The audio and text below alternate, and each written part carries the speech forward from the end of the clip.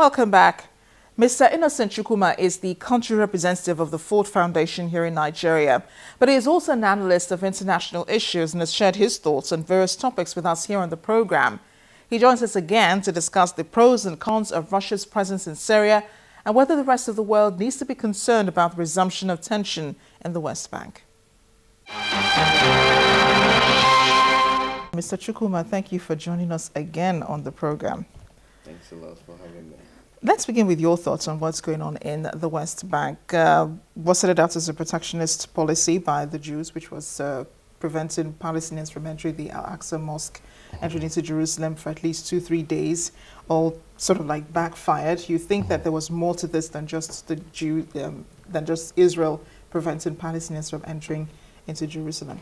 I think it's important for your viewers to have a little background to what led to the current conflict we're dealing with.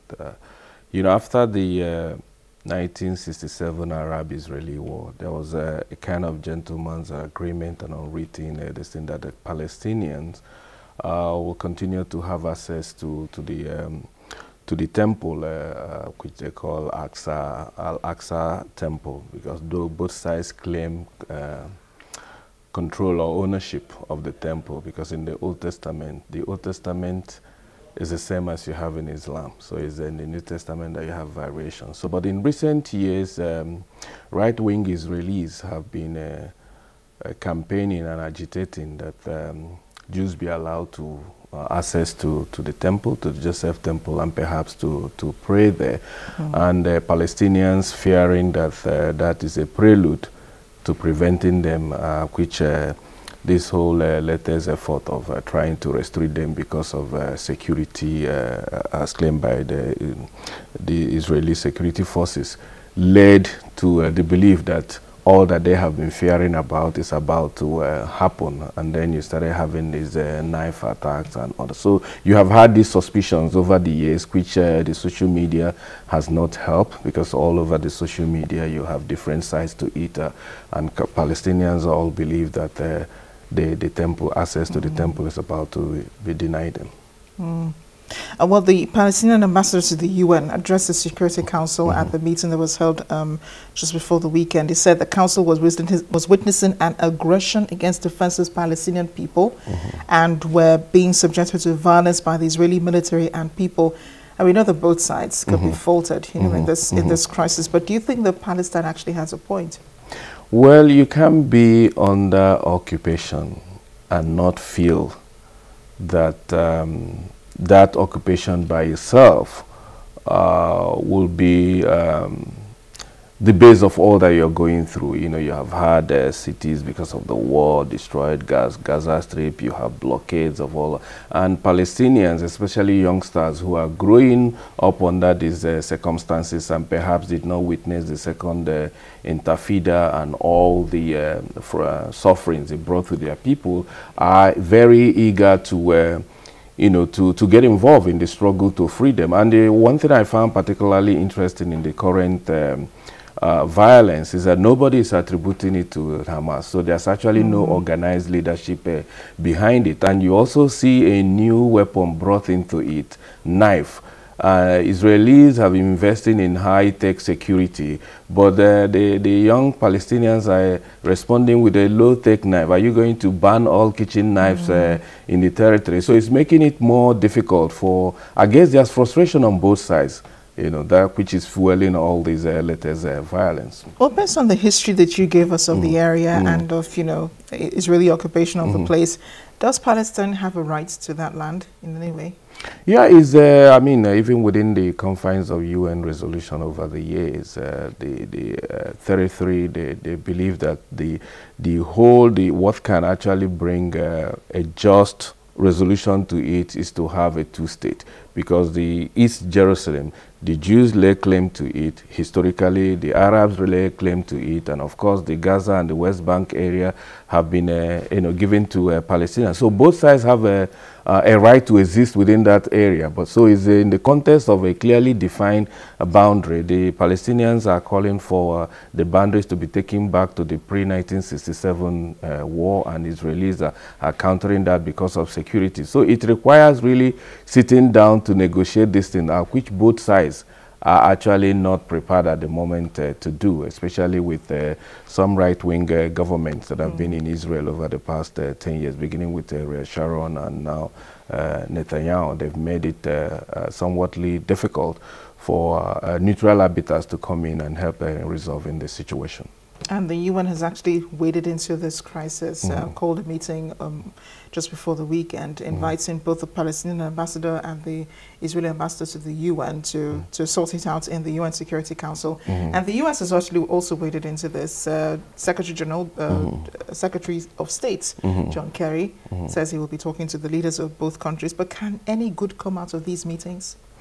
Well, unfortunately, as much as we hope that some progress is made, personally, I don't believe that much can come out, primarily because on the U.S. side, there's their own conflict with Netanyahu. Obama and Netanyahu, there is no denying the fact that they don't see eye to eye. 2013, the Obama administration tried to restart the peace process with John Kerry making several stops in the region. It all came to naught. Now, with less than a year to the U.S. election or thereabout, I don't know how much commitment an Obama administration can invest into it before it becomes a lame duck administration. So I guess what could the most that could be achieved under this round with Kerry planning to go to the region is to see if this current outbreak can be brought under the control. But the long-term issue about how do you address the root causes of the conflict, the right of Palestinians to a statehood and the right of Israel to security within the context of a two-state solution, I don't think the current effort can lead to that. The Middle East, the war in Syria continues, of course, and Syria has turned to Russia, which has taken up the challenge of launching airstrikes all over Syria, claiming it's targeting IS militants, and the Syrian government agrees with the Russian government that they have made great gains in regaining areas such as Homs and Idlib and Talakia. I think that the cities that they have regained back from the IS militants. In your opinion, is Russia's presence really of worry? Is it a legitimate worry that Russia is in Syria, launching airstrikes? Again, we have to understand why Russia is getting involved. Syrian state itself is a product of a Cold War era, even though as a civilization, Syria has been in existence for thousands of years, but the current state is actually, it has a recent history. It was in the 1920s that it was, the current boundaries were delineated. From the Cold War era of 1970, the father of the current president allied with the East during the Cold War and were supported by the East.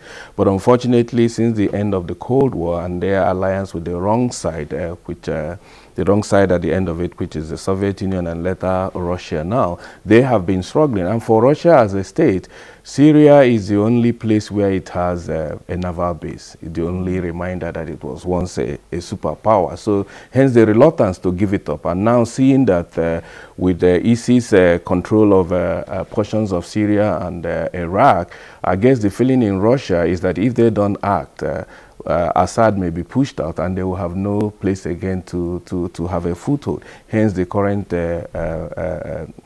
involvement. So on their side, both Syria and Russia will try to point some positives of the involvement. Oh, we have these common enemies of the world, ISIS, but behind that we know is the national interest of Russia to ensure that its naval base within the country is maintained.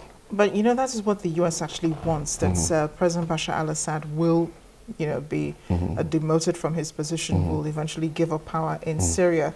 But would that really help this crisis in any way?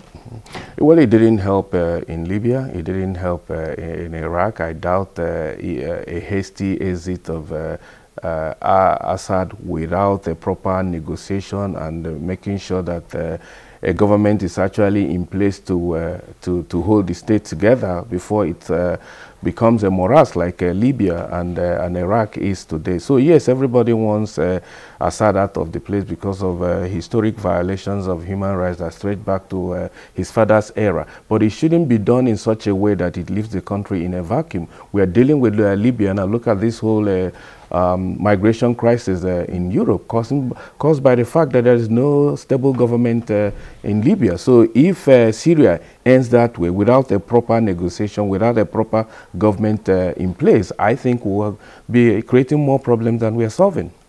I know that President Bashar al-Assad has said one time that, you know, these rebels that are fighting against his government are being sponsored by outside powers.